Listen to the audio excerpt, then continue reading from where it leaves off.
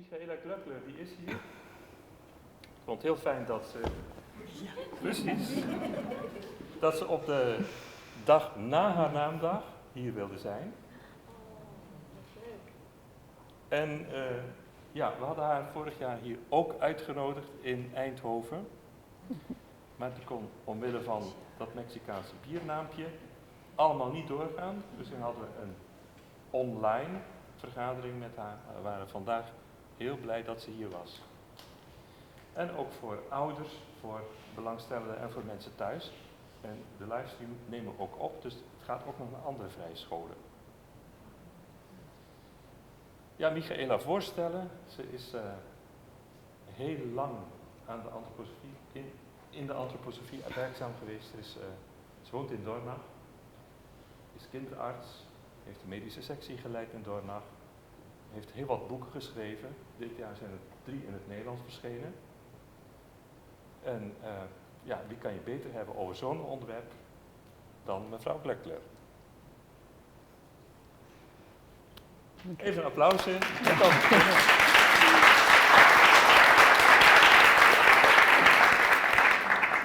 Dear participants, it's better first to listen and then to do the applause. But I cannot tell you how glad I am to be for the first time since Corona happened in a community without any masks and just as we like it, from person to person. So I hope that, yeah, this evening will have something of this optimism and joy that during this pandemic, we all learned that the most healthiest is good working good working human relationships.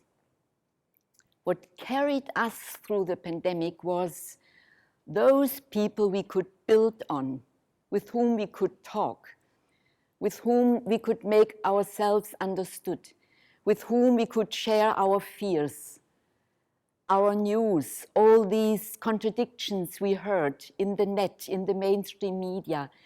So we all have a lot now behind us and still quite a lot before us. And it was such a gift if we had people with whom we could digest all these things.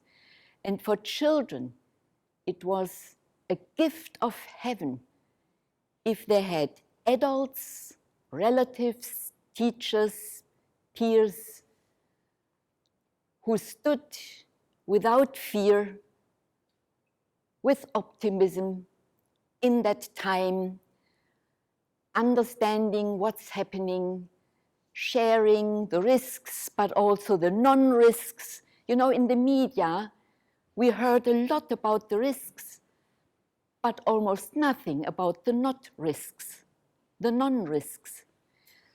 So one needed to re-establish the so-called gesunder Menschenverstand,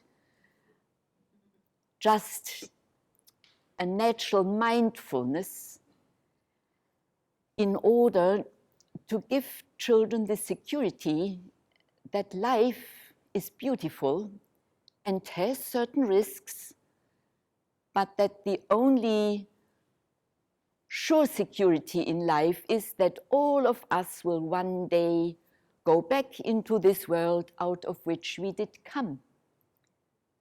That we have a pre-birth existence, that we have a post-death existence, that we are not only material, physical beings, that we are also living beings, that we have soul and spirit, that we are just how we are. We are humans and not machines.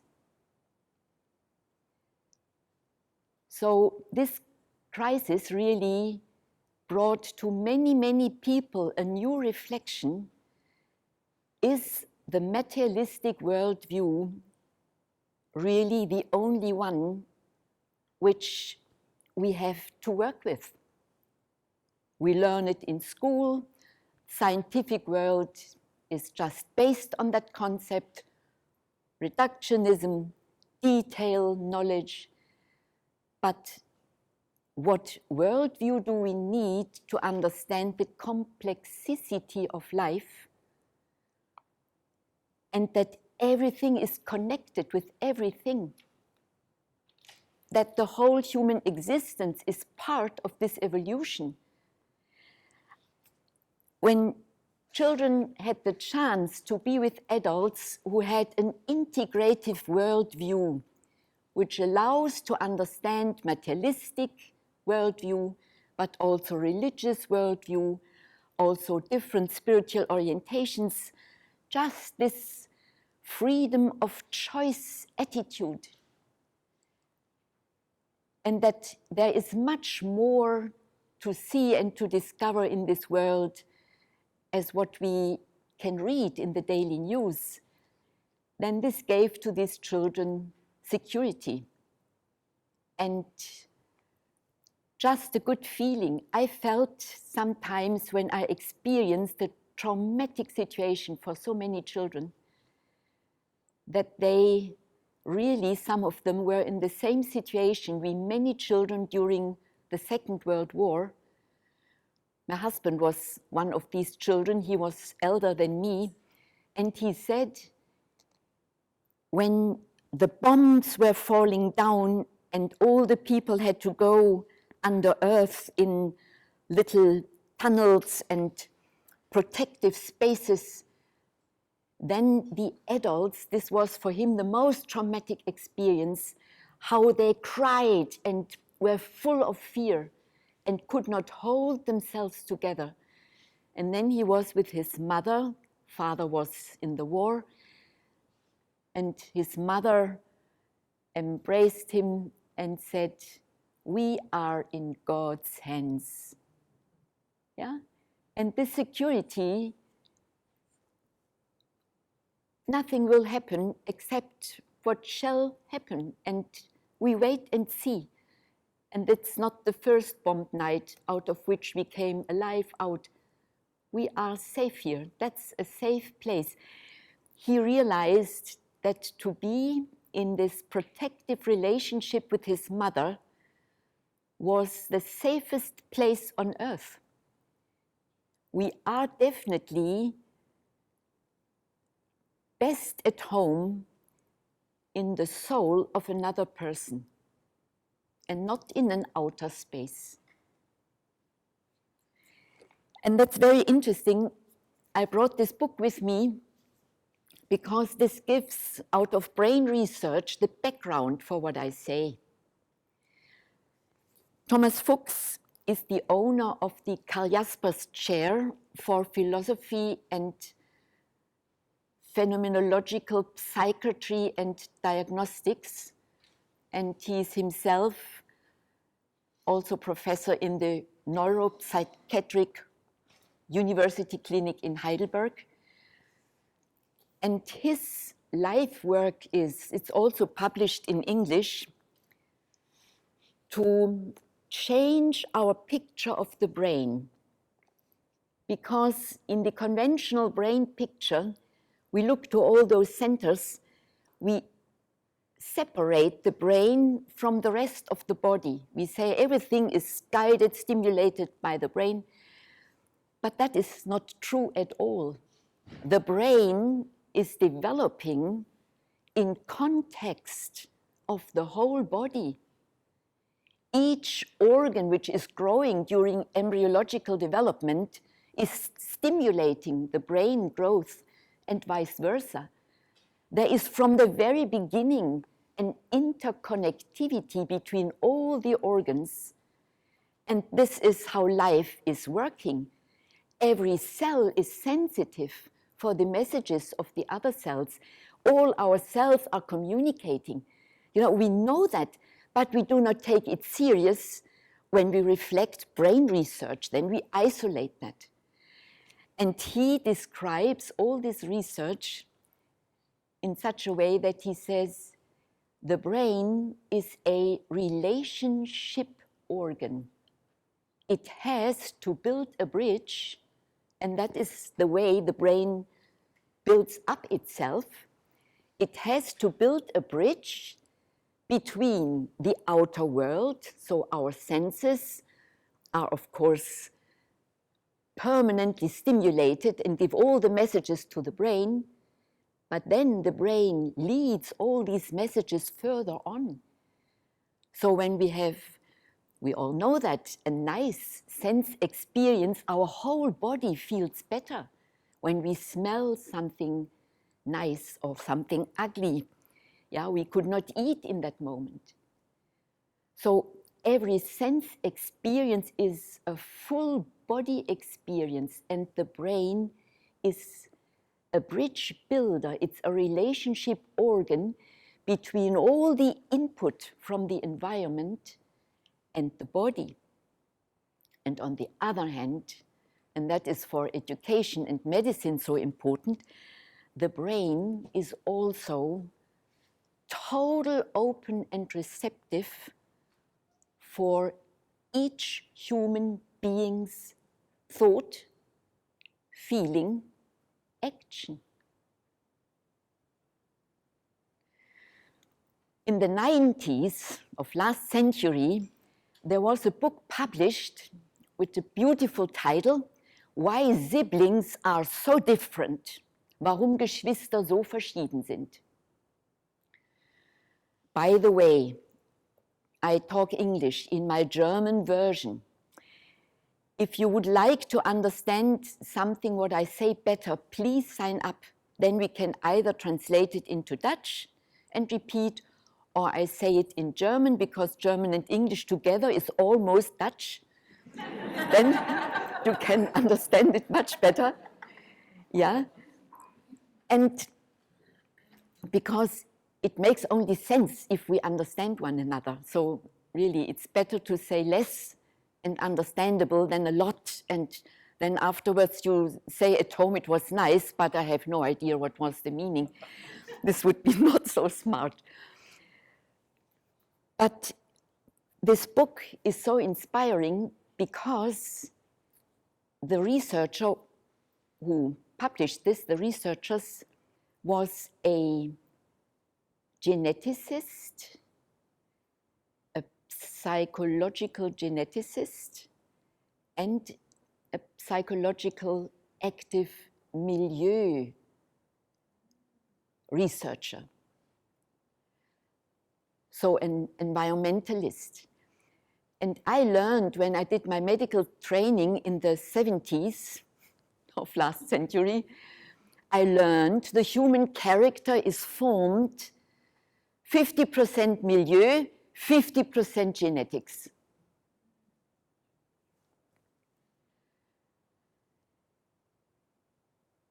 And of course, the radicalists are saying it's only genetics and it's only milieu, yeah? But the more balanced people, it's 50-50. And these two specialists for milieu and genetic, they realized in their dialogue, they met during a conference in Washington, and maybe they fall in love a little bit, I assume, because they all of a sudden had a huge interest for the view of the other, and they realized both the same. If the milieu theory and the genetic theory, the gene theory, would be really 50-50 true, siblings must be much more equal because they share the milieu and they share the same genetic family pool. And exactly this is not the case. As all people know who have brothers and sisters, I have 4 sisters, we look quite equal.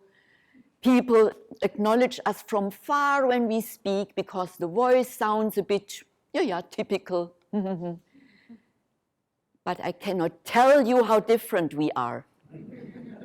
And when we were children, what a battle in our children's room. Yeah. When I later asked my mother, how did you educate us? Then she said, we had not to educate you. You were so ugly to one another. You educated yourself mutually. Yeah.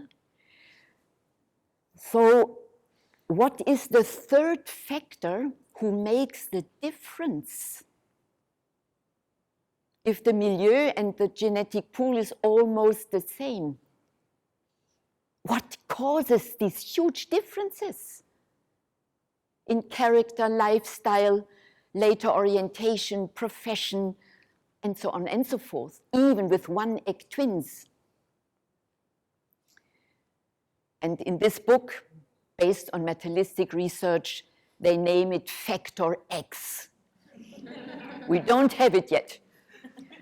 And as an anthroposophic physician and lover of Waldorf education, because my first training was to become a Waldorf teacher, I realized this factor X is the spiritual being, it's the human I. And this human I has not only physical tools, matter, the possibility for nourishment, movement capacity, and whatever. No, this human I has also spiritual tools, gifts of a higher world, thoughts, feelings, motivations, mental realities. They are all given to us, we do not make them. And we share them. All people share with us the same thoughts. And if we have empathy, even feelings, and we love to come together for joint actions, these are gifts of evolution. So we are, on the one hand, gifted with super sensible forces, thinking, feeling, willing, and with material possibilities. Please. You say the human eye, you mean het hogere ik. Not the I. It is the I am. Yeah. Not. Yeah. Thank you. It's not my I. Yes. It is the human I. Yeah. I thought Thank you so much. Third eye. No. So thank you. So thank you very much. Yeah. So that is helpful. Yeah. Yeah. I didn't exactly understand it. Is there still, you say we have a gift from evolution, but is there, you were talking about feelings and thoughts? I come back to that. Maybe you listen first and make notes, and then after my contribution, we will have an open discussion. Yes, Then you can reconfirm. I didn't understand it exactly what you meant. So. I just meant that you are full of good ideas and thoughts you have not made, you just have as a gift. And it's also a gift that you can love, that you have feelings. But was that a gift from the evolution or the gift from the spirit? From evolution. Okay. It's just given. You know, when I had, as a school doctor, I had the chance to work 10 years as a school doctor in a Waldorf school, and I did all these first grade tests about school readiness. And once I had a little boy, and then I tested his mathematical capacities. And I had a little box, and I throw all the little pens on the table and asked this boy, how many pens do you see? And he said 9. You know, other children are counting, or they are thinking that's a riddle, and they're say it's 6, and when you say no, look better, then they say it's maybe 5. Yeah, they do not realize that they have access to this reality. Yeah, they are not yet school ready in this regard. So I know many variations of that, but this boy, just like this, took 9. And so I covered 5 of them, then 4 were left, and I asked him, how many did disappear? And then he said, without 1 second reflection, 5. And then I was really amazed, and I said to this boy, but how can you know this so fast? And then he looked at me and said, do you not know that I can invisibly count? Yeah? Do you not know, like a little grandfather, he said this to me. Yeah, do you not know? Yeah. He saw his thoughts. And Platon says, thinking is remembering.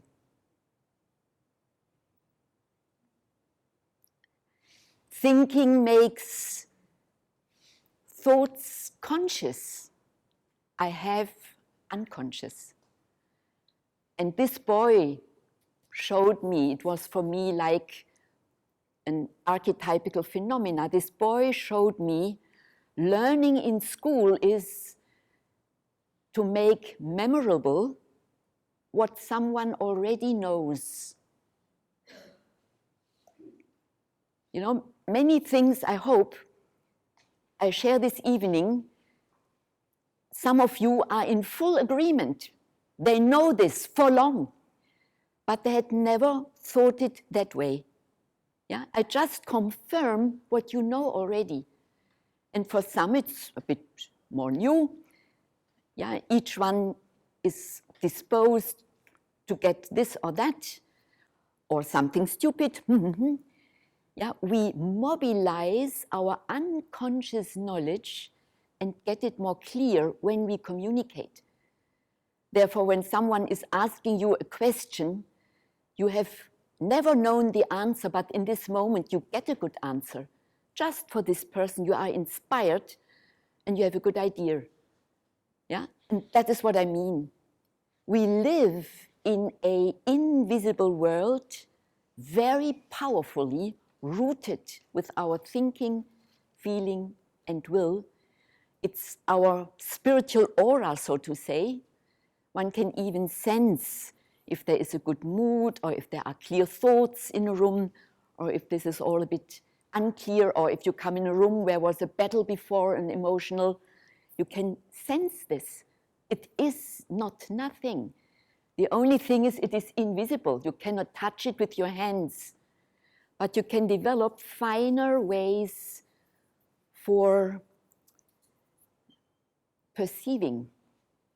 And therefore Rudolf Steiner speaks about higher perceptions and so-called lower perceptions, which does not mean less important, which means only embodied or out of body. So what I mean is, when I now go into health issues, that I would like to share an integrative medical model, how to see the human being. And I would have wished that our leading media and journals would not have given us daily fear-making numbers, news, only coming from the purely material, physical concept that we have a physical body,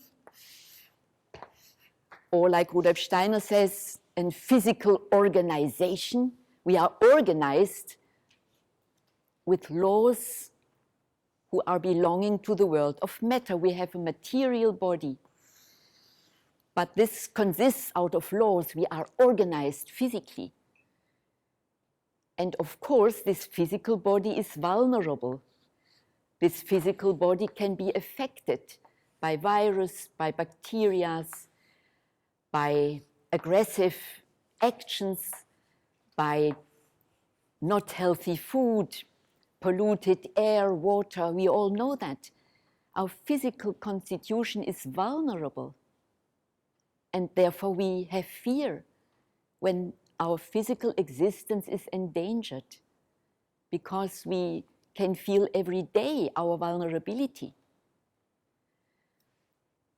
But when we go to our life regulation, we go out of these laws working in matter, and we enter into a realm of process, rhythm, and time, which is immaterial.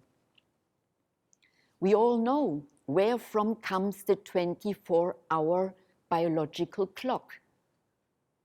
Where from are coming the regeneration rhythms that we know long COVID needs some months. Long COVID goes through monthly rhythms to become better. If we have burnout, we need sometimes years for fully re-establishment. So it is rhythms which are carrying life. And therefore our life givers, heart and lung, are accompanying us with this beautiful pulse and breathing rhythm from birth to death. We are carried by these rhythms of heart and lung without any sleep, without any pause, only the little pause between breathing in, breathing out. There is a little zero moment. And the same with the heart, yes? Thank you, I will. Did you understand this with heart and lung and the little pause in between? And this little momentum of stillness is enough for the heart to keep going lifelong. Isn't that amazing? The only organ which needs really sleep is our brain. Therefore, when we are too long awake, we cannot think and observe anymore. And everything becomes painful and difficult here. And the whole body becomes finally so heavy that we fall down. So this is brain and sleeping research. We need a certain amount of interruption and sleep in order to regenerate our neurosensorial organs. All the others do not need to sleep. But they have their rhythms of activity and inactivity, like the liver, the gallbladder. They are working along the 24-hour biological clock. So we have here a time or life organization. Rudolf Steiner gives this organization the name etheric, from the Greek word blue sky, because it is the blue enlightened sky, enlightened by the sun, which gives the plants the green color and is the energy for the chlorophyll metabolism. Yeah, life comes not out of the genes, it comes from heaven. Yeah, that's truth. The genes are the physical reactors to what the macrocosmos gives as the laws and rhythms of life. So this is a huge landscape only to study this in more detail. But we know rhythms, healthy rhythm, healthy lifestyle, enough sleep, good nutrition, our immune system is powerful. And if we have a strong immune system, the virus and bacteria community has no chance in our body. We are not receptive. So the Robert Koch, who is the name giver of our health, governmental health institute, he said already, the causer, the infectious causer of a disorder is not the reason of the infection. The reason is the receptiveness of the organism. Ja? Der Erreger ist nichts, der Wirt, ist alles. That's the most famous quotation from him. But we could not read this in the newspapers. Immune system was something like a taboo, although all the numbers did show that the majority of the population remained beautifully healthy. Only few and particularly predisposed people needed a very, very good protection, and this was often not sufficient. One should have, I think, concentrated to the vulnerable groups, 100%, and let all the rest go in peace. But this was not the strategy because of this total one-sided view to focus only on the virus. And in the beginning, it was even said, it is so deadly, there is no immunity for it, which was a fairy tale. Yeah, already after some weeks, one had to say, there are crossover immunity. No, it's a coronavirus. Coronavirus are each winter on the way, not so bad ones, but, and so on. So that one had to share the news out of the scientific world, but one did not share why and really explain how the immune system is protecting us. And then we have the level of the soul. Those forces, beautiful systems of law who gives us mobility, expressivity, the competence of feeling, of consciousness, wisdom. Feelings are so wise. Why the name Astral organization? Aster means, it's a Greek word as well, means star. Because every night we lose consciousness.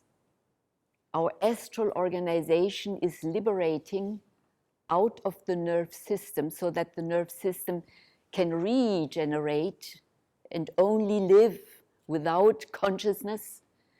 So the consciousness part of the brain is leaving, which is causing the destruction during the day. And where is it leaving for? It is leaving into the macrocosmos. Therefore, all old, wise medical integrative systems speak about the human being as a microcosmos connected with the macrocosmos. And to remind us, therefore, it makes a lot of sense to speak in regard our soul about an astral organization who has an affinity to the world of the stars. And therefore, we love sun and moon and stars so much. You know, it speaks to our feelings. We experience that night by night, day by day. And finally, we have this I am level,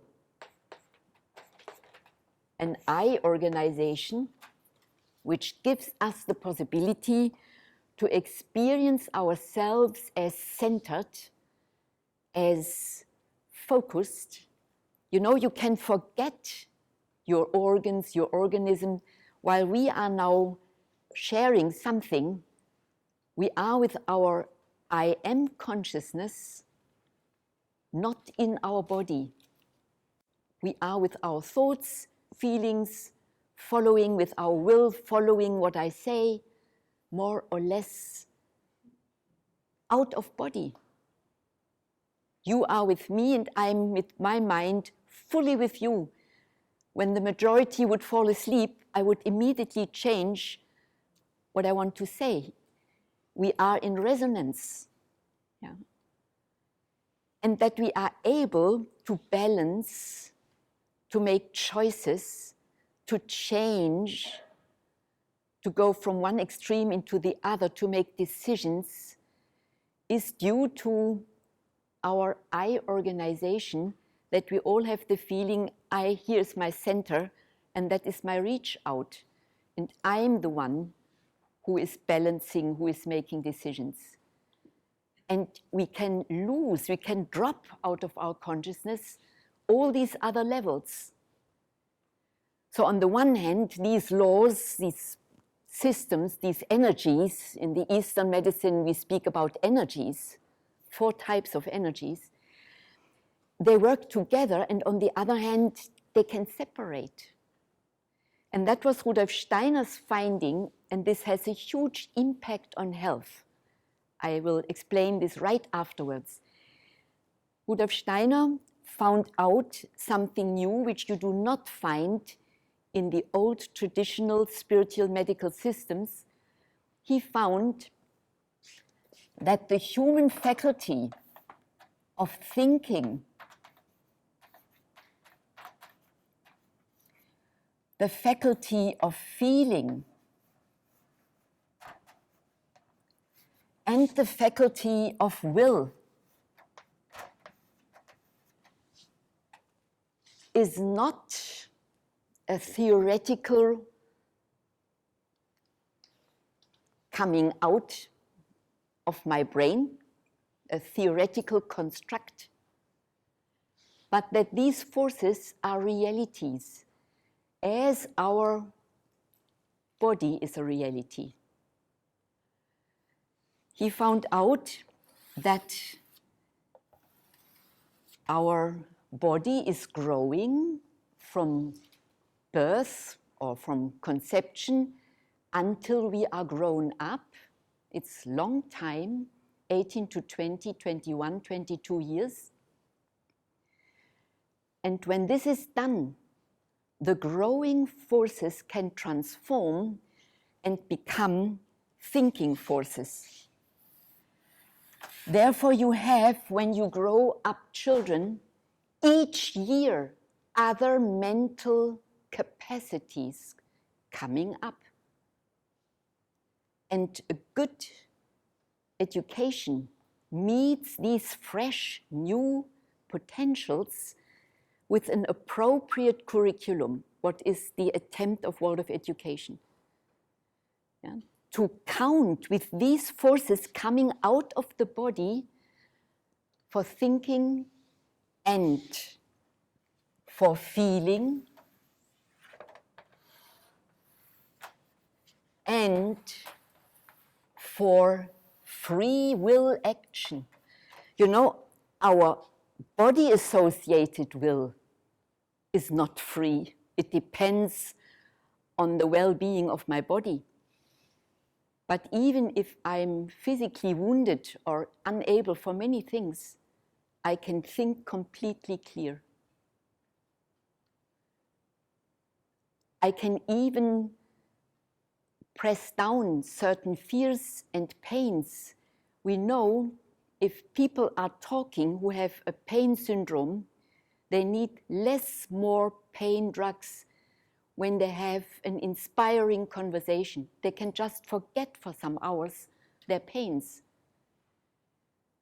Because pain is an experience in the soul and in your eye. And if your soul and eye is filled with other content, the pain can time-wise disappear. Therefore, their pain tolerance is so different among the individuals.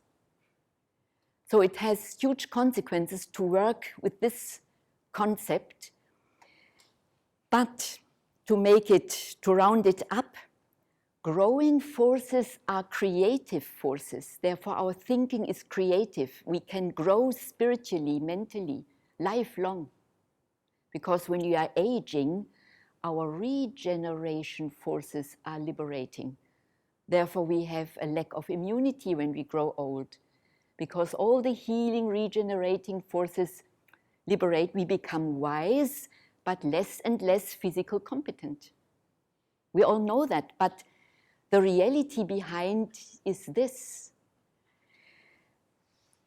But the astral forces, they are forces of differentiation, of polarization, of making gaps. And therefore our feeling is so differentiated. And if our feeling is leading us, we have friends and enemies. We are going to polarize. And our pandemic was a huge astral battle in families, in schools, in so many societies. Yeah.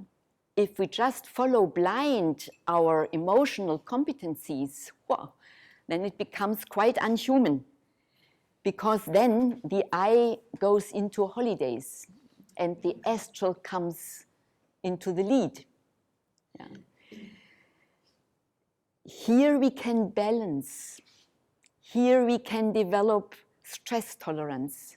Here we can develop meaning tolerance. Here we can learn to understand all people are different, are individual. And if someone has fear, I have to serve and to accept his or her fear. If someone has no fear, I can count with other things. I have to be justiceful to all the people around me. The I is a balancing power, leading, learning, permanently in action to learn something new, to integrate something in my complex understanding of the pandemic, for example. We can learn every day something new. And therefore, feeling, if it's well educated, is quite differentiated, is empathic with everything. So our feeling life develops further through empathy, through understanding differences, and so on. And finally, the I forces are forces of integration, of bringing together, of harmonizing, of balance. And you can imagine, if we look from this point of view to our pandemic and to the fear associated with our pandemic, then we have an instrument to balance the different points of views out and to find ways for ourselves what might be for me the best position to stand in this crisis and to act and to communicate with others, so that my existence is helpful for others and not painful for others. So the infection model is very important if there are vulnerable or predisposed people. The immunological model is asking, how can I strengthen the immune system through healthy lifestyle, through good rhythms, healthy nutrition, but also we know this from the psycho-neuro-immunological research that positive feelings are stimulating the immune system. Negative feelings are destabilizing. Fear, anger, mistrust, doubts are the most destructive feelings if we have them for a longer time to destabilize the immune system. There was even research done with the husbands of breast cancer suffering women. When the diagnosis breast cancer was made, then this is not only traumatic for the women who has now the cancer problem, but also for the husband. And after 6 to 8 weeks after the diagnosis, these husbands got ill. yeah, because of a traumatic breakdown of their immune system. They got inflammations, they got pneumonia, they got a very severe grippe, influenza, they got intestinal problems, inflammations, all sorts of inflammation, of infections, because of a transitory weakness of their immune system. And then after some months, they could re-establish. And therefore, out of these experiences, good cancer treatment includes psychotherapeutic units for both. Because now one knows, one has to help these people quickest possible to a new, positive, hopeful life feeling. There is hope, there is a chance, there is a good strategy. Yeah, we have to reorganize our soul and mental constitution. But as well here, that is our identity. If you have a strong identity, this is the biggest resource of health we have. For example, famous people like Dietrich Bonhoeffer, this Protestant Sacerdote, Pfarrer, he wrote some months before he was executed by the Nazis this beautiful prayer with many, many verses. And one of these verses is, von guten Mächten wunderbar geborgen, erwarten wir getrost, was kommen mag. Gott ist bei uns am Abend und am Morgen und ganz gewiss an jedem neuen Tag. Protected by good powers, we can trustfully expect the next day. God is with us from morning to the evening, and for sure next day as well. It's a very famous little poem about self-trust. What gives us a strong identity? That we know about our spiritual homeland.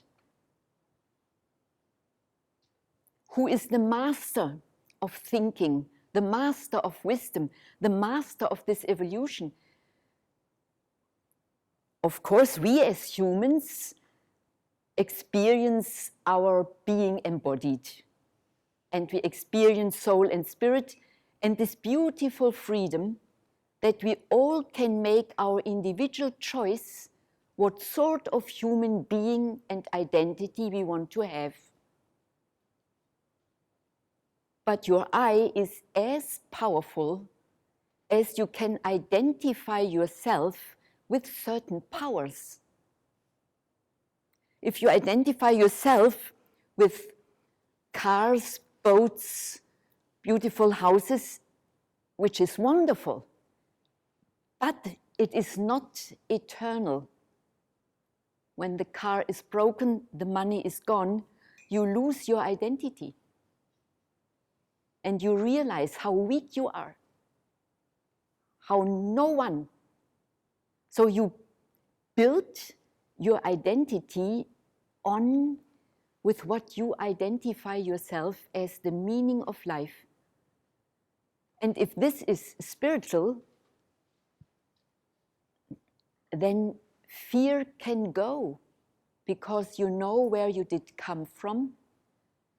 You know it is values which are carrying me through life. For example, the three main Christian values: truth, love, autonomy, freedom. If people strive lifelong to realize these ideals, they become more honest, they become more loving, they become more autonomous. And we can see how spirit is embodying more and more, because truth is an ideal, It is not something you can touch on. So we incorporate spiritual, ethical values, and when we associate this with supersensible beings, like passed away friends are now supersensible entities, and there are even higher entities like angels and so on, not only passed away humans. Then we identify with higher beings, and every religion offers this pathway that it allows humans to identify with God, with the highest thinkable essence. And the voice comes through human conscience. And to have a clear, warm, trustful, listening conscience, that is the most powerful, salutogenic, health-giving resource. Coming out of our spiritual identity, because the material identity, you know, we are all aging. This is not our true identity, the body. But of course, it is carrying, our body is carrying our spiritual identity. So therefore, because the corona pandemic did show that those people who had no spiritual identity did suffer much more from fear and desperation and feeling lost, feeling insecure. And those who had not the possibility for self-education, they came in battle with their dearest people. And those with unhealthy lifestyle, they grew even less and less good by health.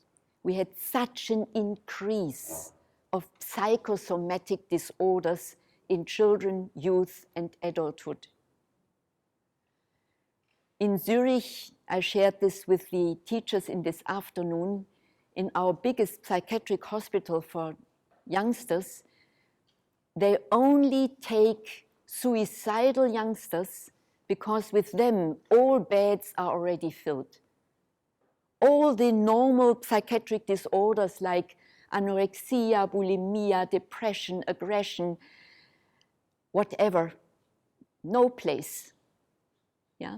So there is such a growth of suffering because the emotional energies could not be balanced by the eye capacity. And teaching was replaced by machines, so humans could not really come in interaction and wake up the human forces. So it was and is still a difficult time, but when we learn to differentiate, then we understand the situations better, and we are getting good ideas how we can help, what we can support and do. And now I would like to take another step. What does this mean for growing up children? Because the whole developmental period is a vulnerable period. Children and youngsters are changeable because they are not yet stabilized in their constitution. So in the first 7 years, we have the development of the so-called sensomotoric faculties. Everything which comes via senses, children want to imitate and to act out motorically. And that is the biggest input for healthy brain development. The brain needs this permanent bridge building between the embodiment, biomotoric action, full body action, and between the whole input from the environment. And if you then put in between that a screen you do the worst you can do in the first 7 years. The screen makes children sit, be still, no full body engagement, inverse perception. The screen is moving, the eyes are still and stiff. This is not the normal view. You educate them for sensomotoric disintegration. The forces are falling apart. Body is excluded. All other sense experiences are excluded except eyes and ears, but all the perceptions are not real world interactions, cannot be responded full body wise, and no proportion, no color is like in reality, although one is now working on other much better virtual realities, I know that, but it cannot replace real space and time experience. Therefore, we have a huge increase of a lack of orientation in space and time, because this cannot develop. And one sense is suffering most, and that is the sense of balance. And the sense of balance is the fundament of human intelligence, because the I am experience is a balance experience. It's an integration experience.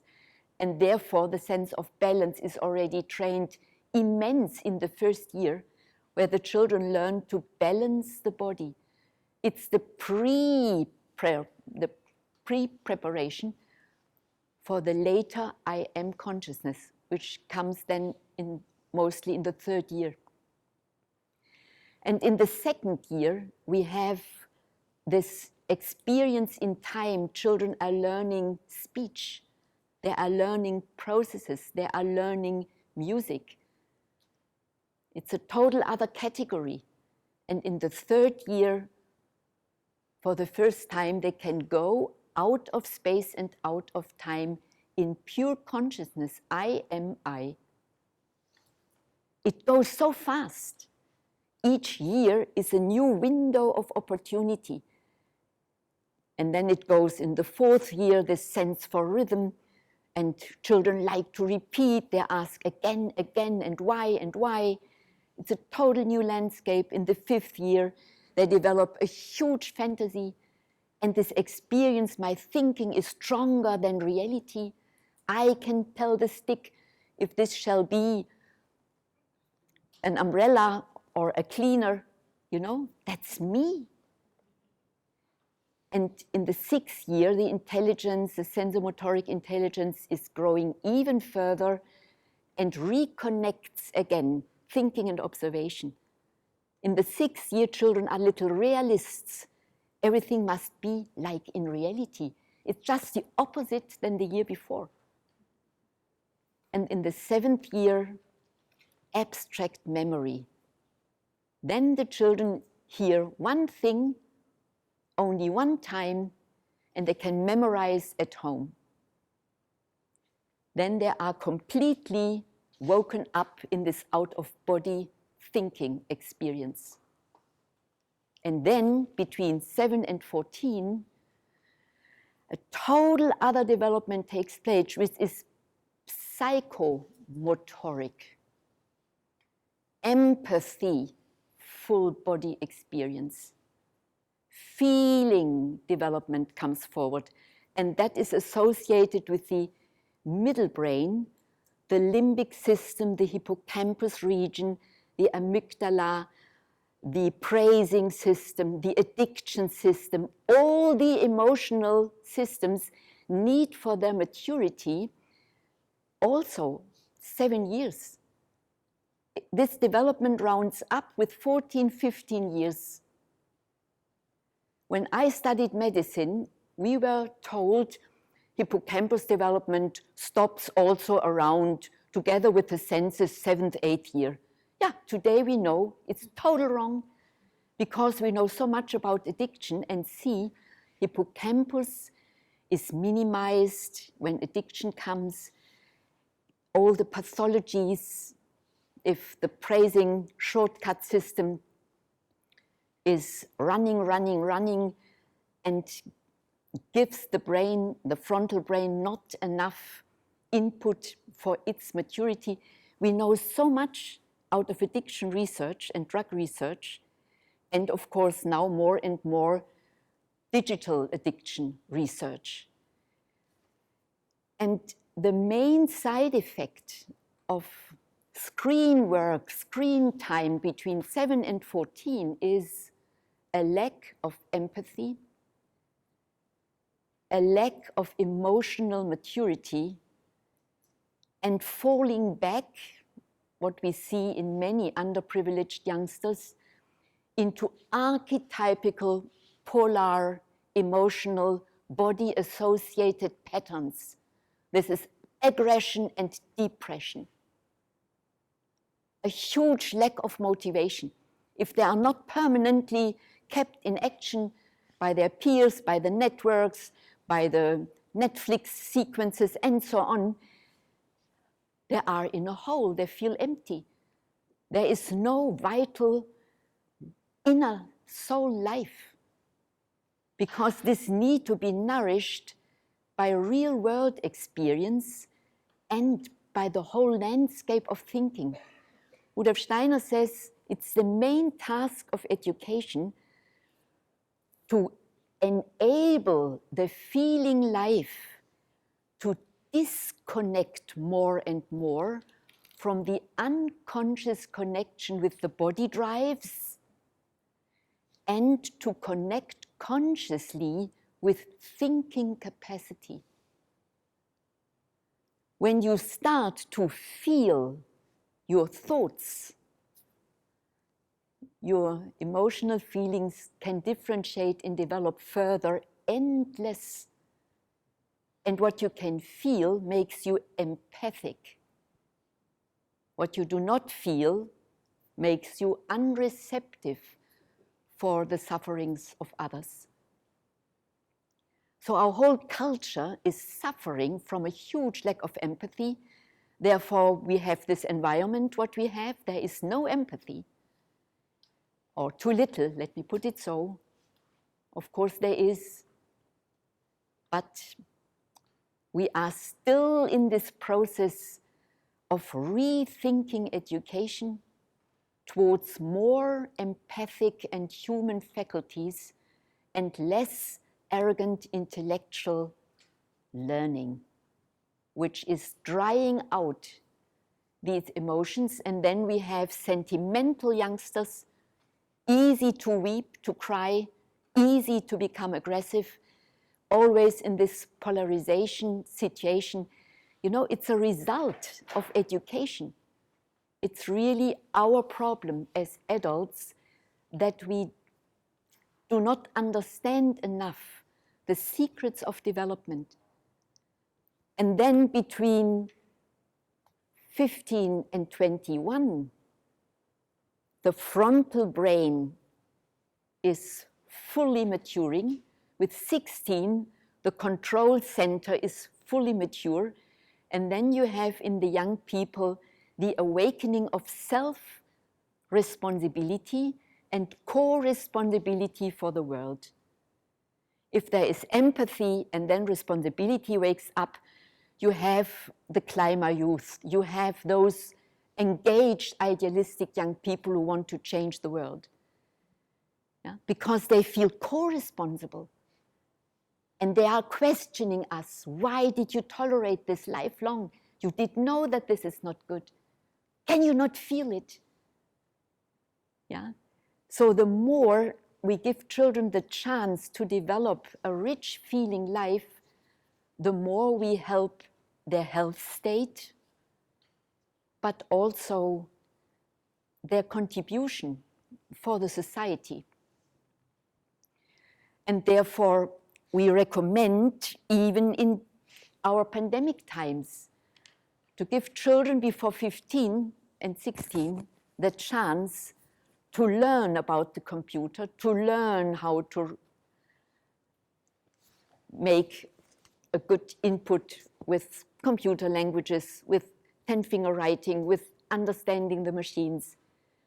But to give the teaching the chance to be a real world encounter so that children can act out their emotions, that they can live out their sympathies and antipathies, that they can learn to transform them, to develop tolerance. We need real settings for that. It cannot be replaced by machines, by the most intelligent or emotional software. It is not what the brain and the full body experience is needing.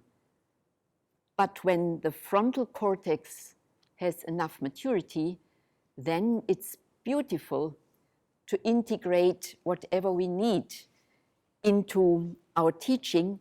But on the other hand, the most important message for the future, I think, is that young people learn technology must serve humanity and should not rule.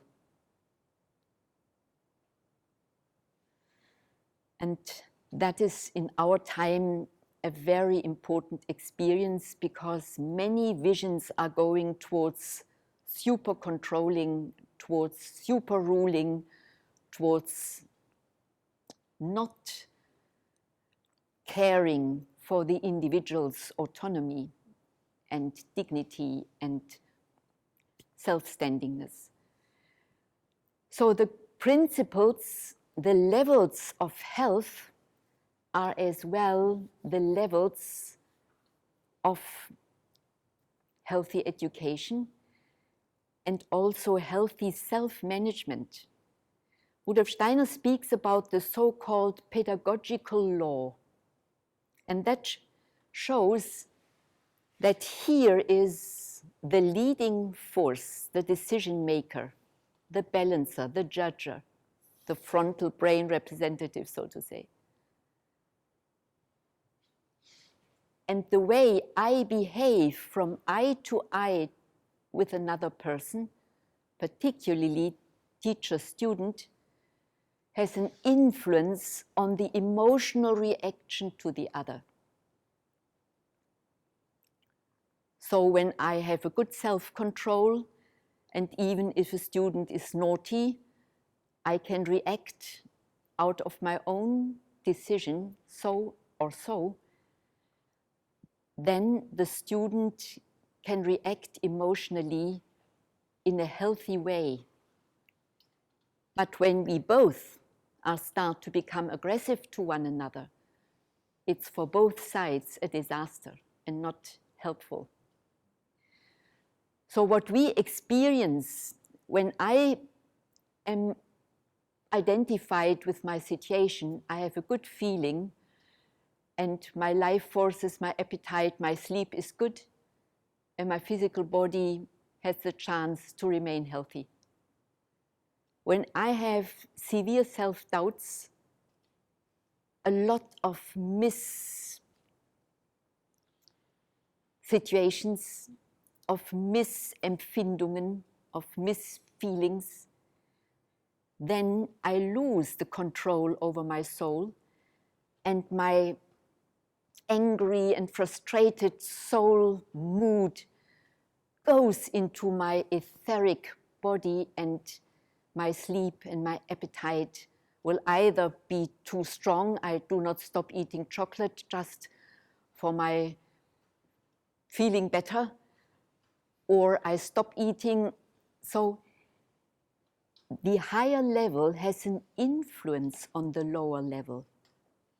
And if my life forces are imbalanced by too little sleep and unhealthy, too much or too little food, then finally I have a physical problem.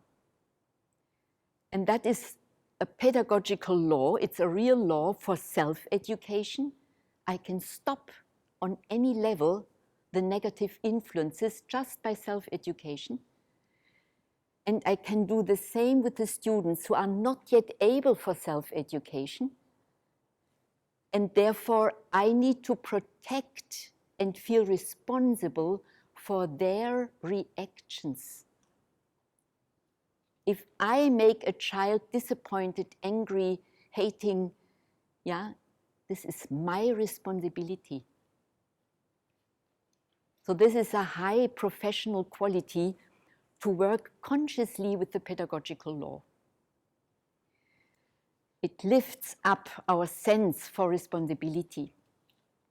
But the same pedagogical law we have in any social interaction, even in the supermarket, the way we meet the people who let us pay or someone else, we can in any moment when we meet one another care for the other person's health by the way we behave on all levels, because it has this effect.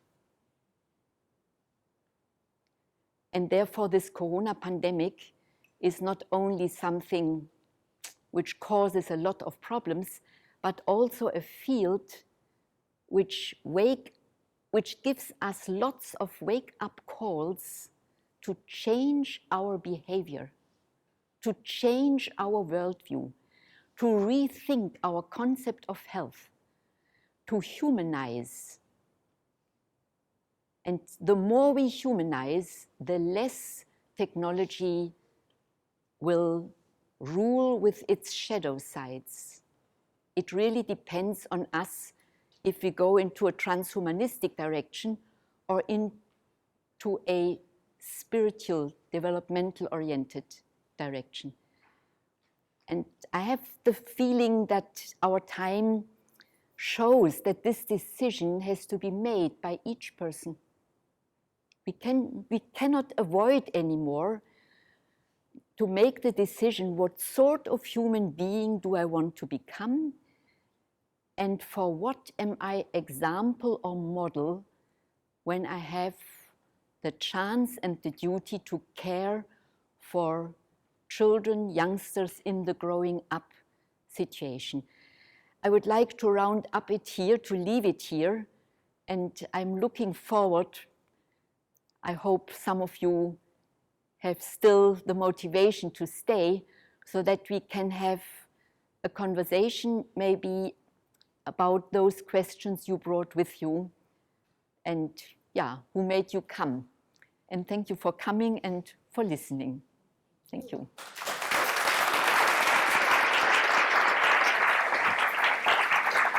Thank you.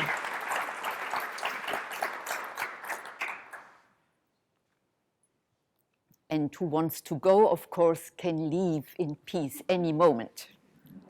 We do not make a little break. I think we just continue. Is this okay with you? Half an hour. Yeah? Even 5 minutes more if there is a need? Or is here a clear deadline for closing the building? You are the deadline. Oh, we have a smart deadline. That's nice. Okay. Yeah.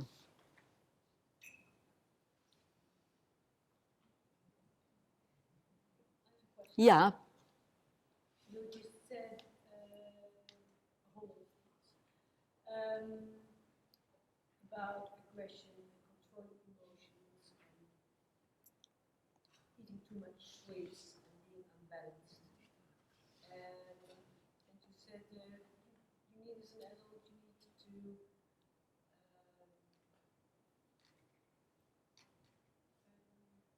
help your child to keep it balanced. Mm-hmm.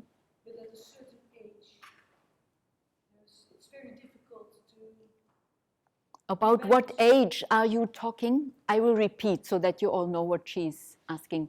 Puberty, 15, Yeah. 16, 14, depends on the child. Yeah. She's asking, how can we help a young person in puberty for this balance between aggression and depression and eating unhealthily, too much or too little.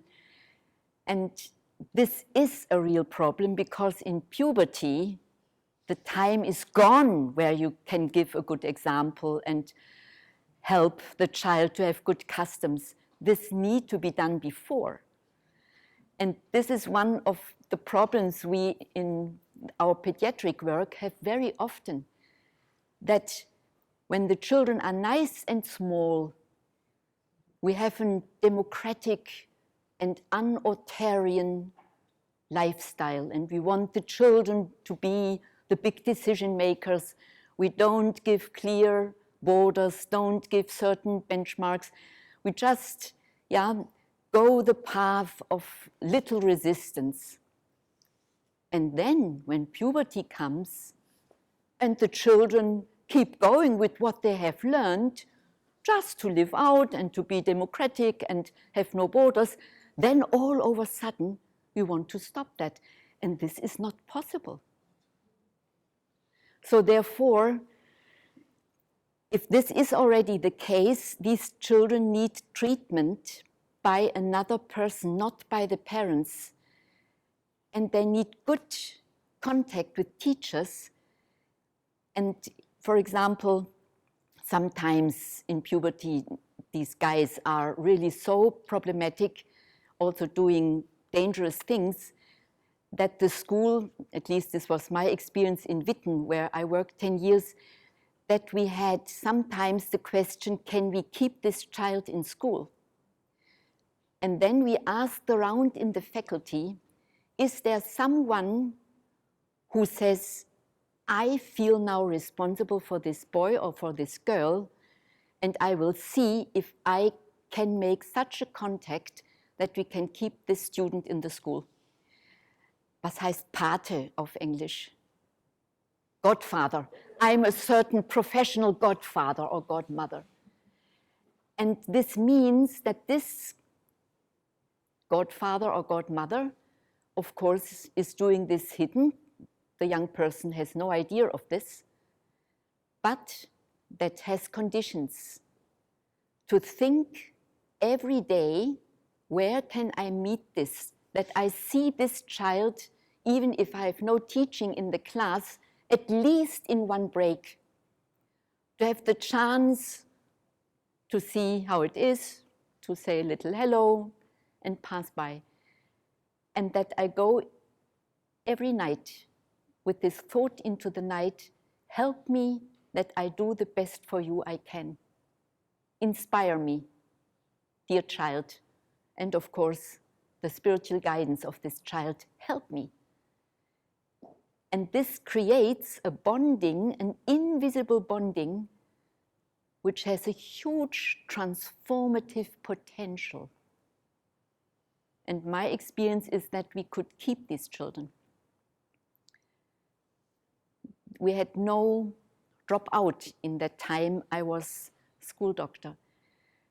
So that is a beautiful experience, but the parents have their big time in the first 12 years of life. And from 13th, 14th year on, teachers and peers and those the young people are adoring have the chance. The influencers have then the big chance. Yeah. But therefore it is so important to know what is a good sensomotoric intelligence companionship, because the first 7 years are crucial for good lifestyle, good customs, good behavior. If this is established in the full brain and body setting, puberty cannot harm. Yeah, there is a formate, and then the emotional development has something to build on. But if you have not good customs, you know, if there are no rhythms, no rules, nothing, these children lose security, and then this emotional imbalance without basic security has no fundament. Yeah. So thank you for your question, although the answer is not very nice. Yeah. But we had many of these children in our children's hospital where I worked. And in this time, it was still allowed to have these children for months. Some children we had in our psychosomatic unit for 2, 3, 4, 5, 6, even 7 months. And we had a hospital school for them, very good teachers, psychologists, good anthroposophic treatment, a very good daily structure.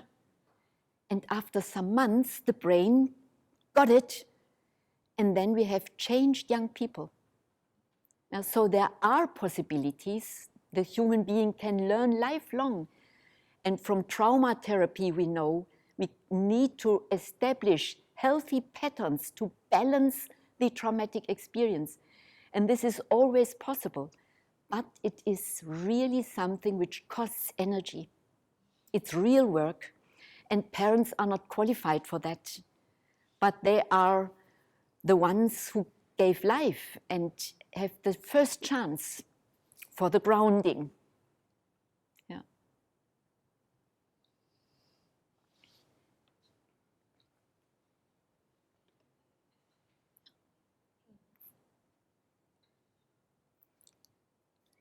There was just a small question in the beginning. You were saying about the feelings and thoughts are given by evolution, but I see evolution especially something really from the material world, that the evolution theory, Darwin is really survival of the fittest, really in the physical part. But did you mean something like spiritual evolution? Because I got this question that this story that this thinking, feeling and willing is really a spiritual part. So how can it be from the evolution? Ah, yeah, that's a very good question. Thank you so much. Yeah. Yeah, she says for her, thinking, feeling, and willing are spiritual energies and entities and something we are gifted. Yeah. And she cannot bring this together with a materialistic picture of evolution. Yeah. And this is, of course, not possible. Because if you reduce evolution to the physical aspect, you are completely lost. So,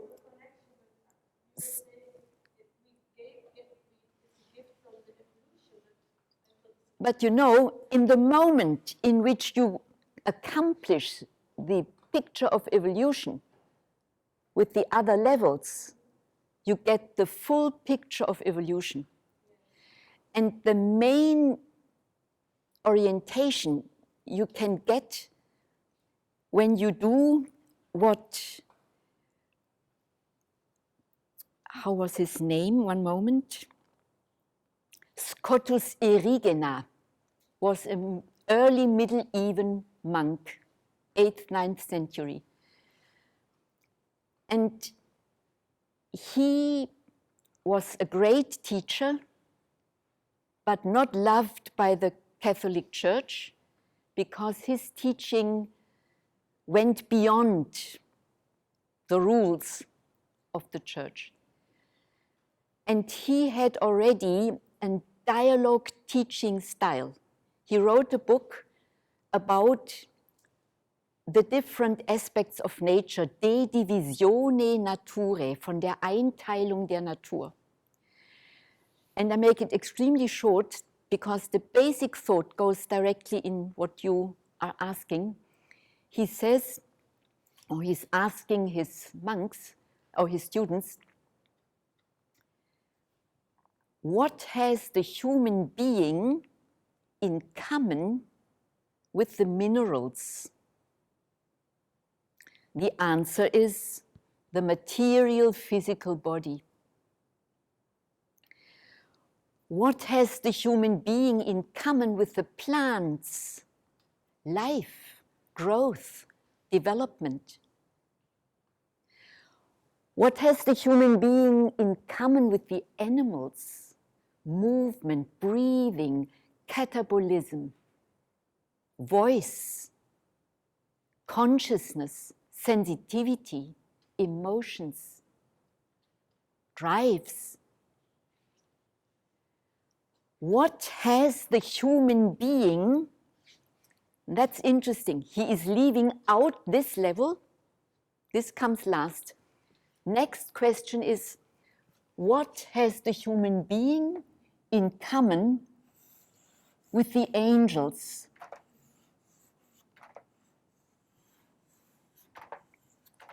And the answer is thinking.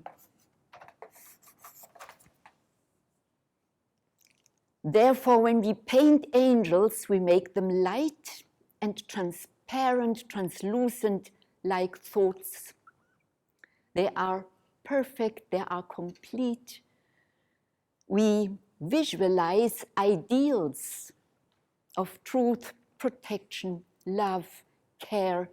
When we say, oh, you are an angel because you give me an egg, what I miss.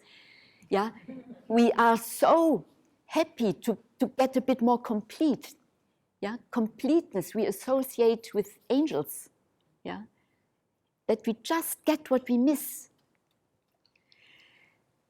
And thinking is the invisible bridge between us and the spiritual entities. But then he is asking, and what has the human being only for his own? And the answer is an individual judgment, freedom of choice, freedom of judgment, freedom, autonomy. This cannot be given to us by the angels, not by God, by no one. Because if this would be given by evolution, by God, by whoever, we would be depending. We have to give this ourselves to us. Therefore, Rudolf Steiner, in his philosophy of freedom, formulates this very short. He says, the human being, nature is making out of us a natural being. We are biological entities. Nature is making out of us a natural being. The society, the human relationships, are making out of us a well-adapted being, a nice behaving being, a being following rules and instructions. A free being we have to make ourselves out of ourselves. Short and clear. Yeah? Nature is not able to give us freedom and dignity. Therefore, this big misbehavior we all have, because we are incomplete by nature. We are not able to humanize by nature. Plants, minerals, animals can animalize, plantlize, and mineralize by nature. They are perfect by evolution. We as humans are imperfect by evolution. We have deficits. We are incomplete. Because we have the power of evolution, the spiritual powers who are driving evolution, we have them in our own hands because we are gifted with, when these forces are working in the body, they follow the rules of nature. When they go out of body, I have to lead my thinking, feeling, and willing out of my own. And that is the physiology of freedom. That I have to complete my development facing and identifying certain ideals towards I then can strive and lead my development. And that is a total other picture of development. And Rudolf Steiner is accomplishing this. He shares what have we in common with the archangels, what have we in common with the archai. He goes through all the hierarchies until the Holy Trinity, and we are threefold.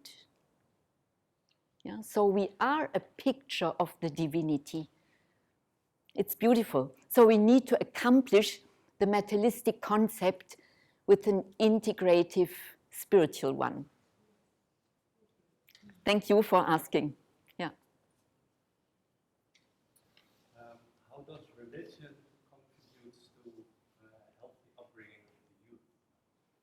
Religion can contribute enormously if religion makes no fear.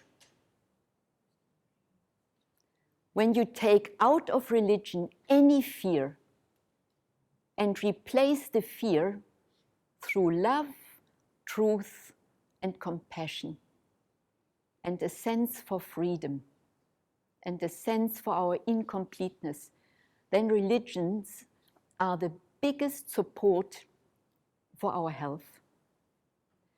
But when religion gives to all the fears of life an accomplishment of fear for eternity, then you have a problem.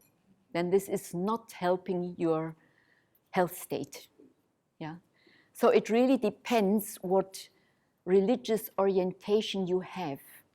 Is this an orientation which has a real spiritual understanding of the human being, or if the religion is mastered by authorities who want to lead you through fear?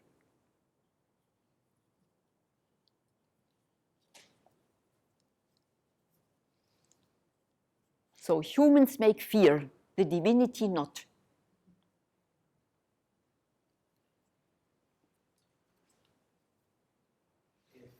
If there's a person reacting out of his basic instincts like fighting flight, then you could say that the Astral level is not further developed in feeling which is above it, or is it due to the etheric and the physical underground that's not there? You know, this depends on the evolution. When we have a child or a young person or a criminal, yeah, who has certain basic instincts or aggressive attitudes, we really need to oversee the whole story of becoming in order to understand where from comes the problem. Has this an hereditary component?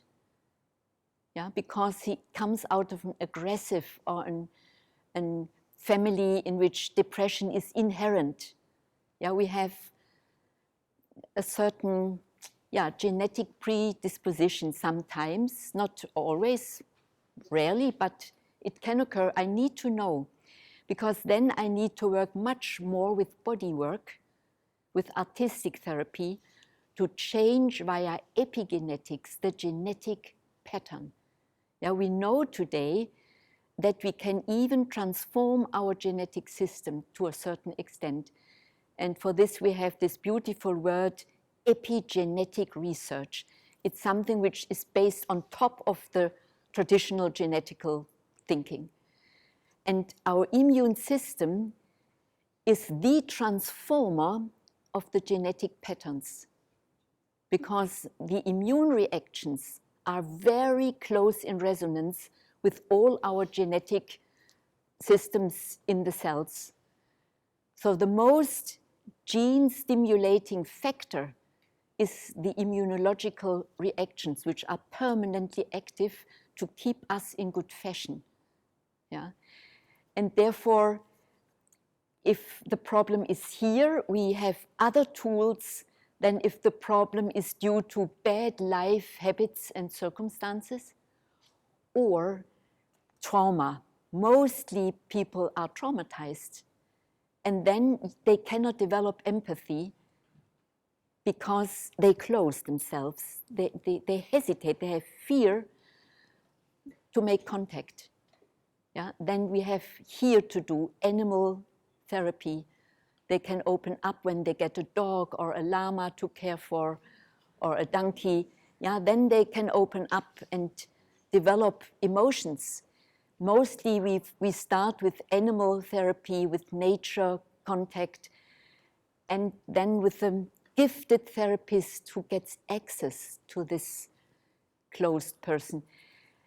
And sometimes it is an unawakened I. If you wake up, the sense for responsibility, the longing for self-education starts, and after a year, you have another person. So it really depends on what level you have the best access for the cure. Therefore, the integrative medical model is doing through all the 5 principles diagnostics in order to find the best doorway for treatment.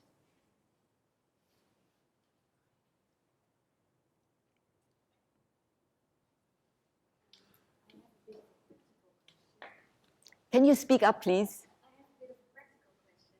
How can I apply this model to students in higher education? So they might have different needs for people age around 0 to 7, 7 to 14. I'm a language teacher. I teach online. And within our organization, teaching will become half online, half offline. What can I do for my students? To help them? I wrote a book exactly to your question.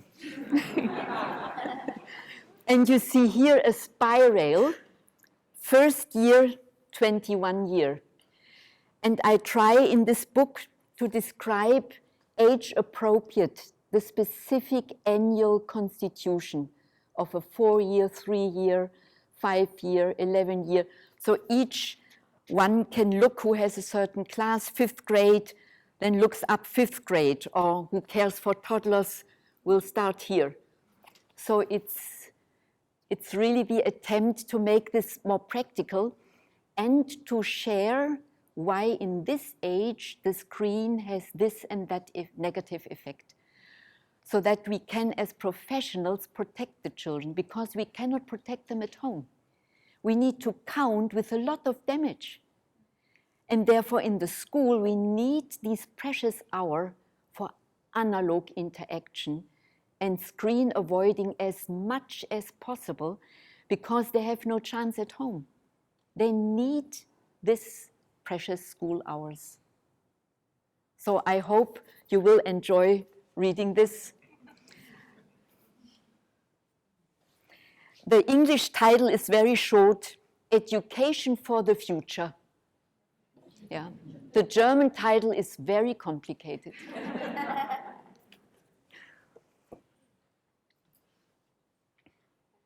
Please. Have you also written a book about highly sensitive children? Or can I read the same?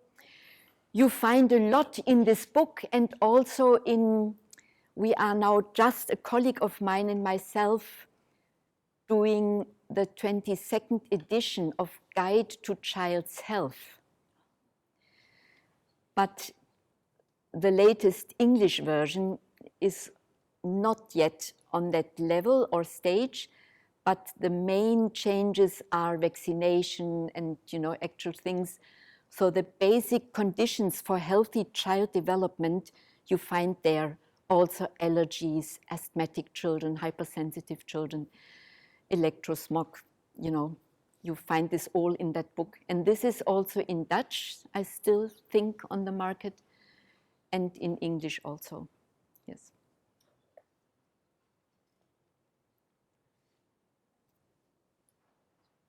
Do you feel hopeful about the direction?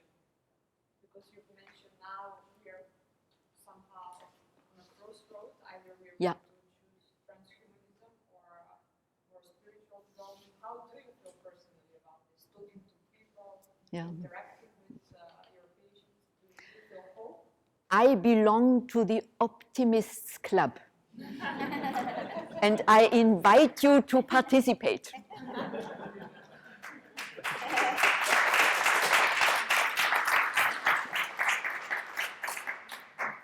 And I shared this afternoon a beautiful quotation by Joseph Weizenbaum. He was one of the pioneers of artificial intelligence and speech robotic, and the first computer criticizer, and wrote a remarkable book, Die Macht der Computer und die Ohnmacht der Vernunft, the power of computers and the weakness of human mindfulness and rational thinking. And he was invited in 1984, when we had this celebration of George Orwell's book, it was worldwide discussed. And people said, we are not living in Orwell's 1984. Yeah, and they invited Josef Weizenbaum and asked him, do you think that the computer will bring this big brother government and the global surveillance estate or management? And then he said, yes, of course. Of course.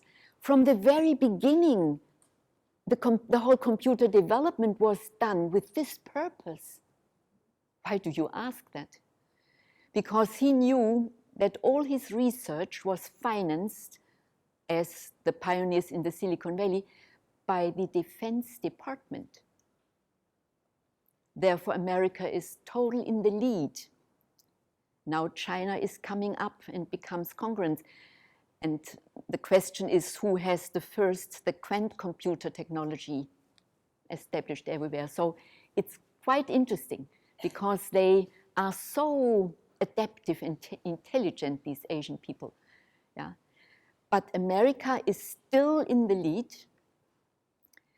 But then Weizenbaum says to these journalists, but you know, when this point comes, when this global surveillance management comes, then this is not the guilt of the computer. Yeah? It is, those are responsible for it who do not fight for freedom. And then he says Hitler and Stalin could do the most ugly authoritarian suspicion-seized surveillance government without any computer. So it is the humans who are doing this. And I trust in the healthy core in each human being and the changeability. And latest, through reincarnation, the change will come.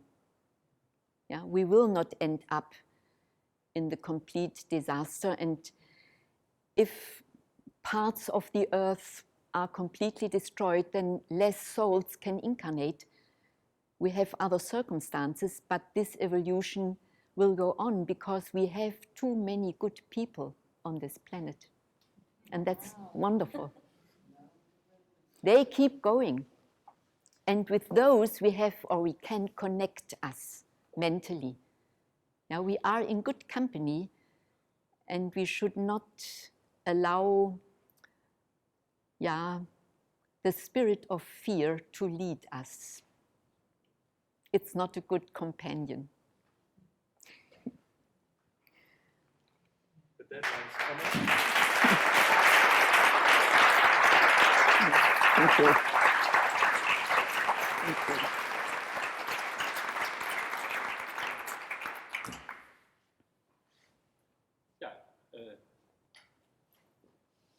Thank you very much for this lecture, also for the people at home.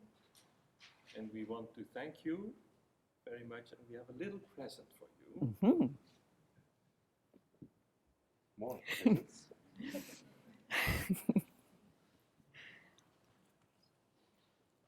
A little stone. Du kannst es auspacken.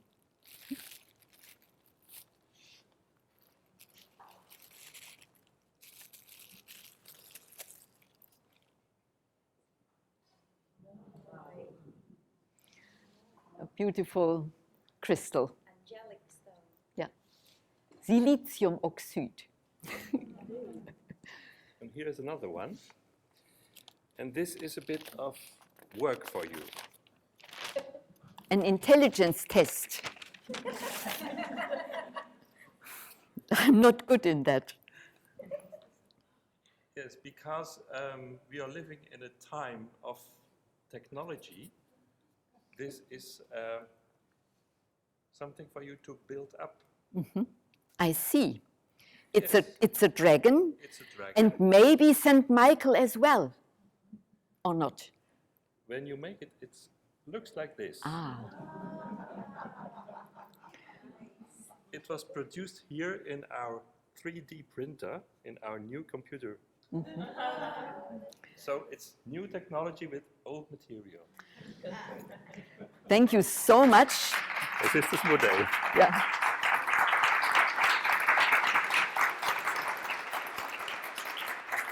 So you know what we are going to do this evening when we come home. You help me to manage. Yeah. But now I'm sad that my husband passed already away. He was 12 years elder than me because he would have loved to get this. Yeah. It's the challenge. Yeah. But with a little support, I will make it as well. So thank you very much. Yes. And yeah, all the best for the journey which goes on, and particularly for the children you care for. Good inspirations. All the best.